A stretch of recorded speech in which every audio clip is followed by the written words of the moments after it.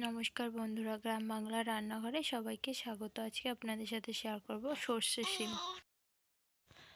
প্রথমে শিমগুলো দুই ভাগ করে কেটে নেব এরকম ভাবে।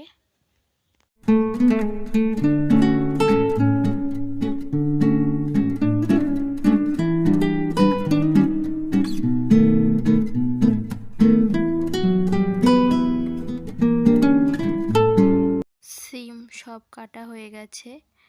এবার আমরা সর্ষেটা বেটে নেব।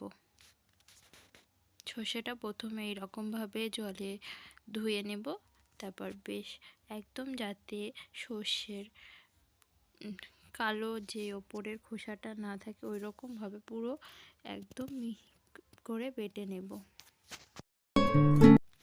সর্ষে বাটা হয়ে গেছে। এবার আমরা মশলা করে নিয়েছি আদা জিরা বাটা, পেঁয়াজ বাটা, লঙ্কার গুঁড়ো, হলুদ, নুন। এবার কড়াই তেল দিয়ে কালো জিরা ফোড়ন দিয়ে প্রথমে শিমটা দিয়ে কিছুক্ষণ শিমটা আগে ভাজা করে নেব।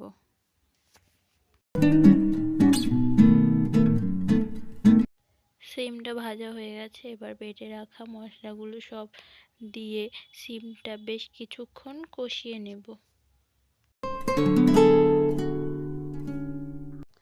এবার আমরা পরিমাণ মতো জল দিয়ে শিমটা সেদ্ধ করে নেব।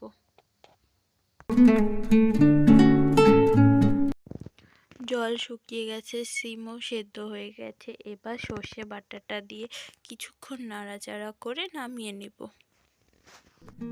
এইভাবে একবার বাড়িতে সর্ষে শিম বানিয়ে দেখবেন। রান্না হয়ে গেছে, নামিয়ে নেব। ভিডিওটি ভালো লাগলে লাইক, কমেন্ট, শেয়ার ও চ্যানেলটি সাবস্ক্রাইব করে পাশে থাকবেন। ধন্যবাদ।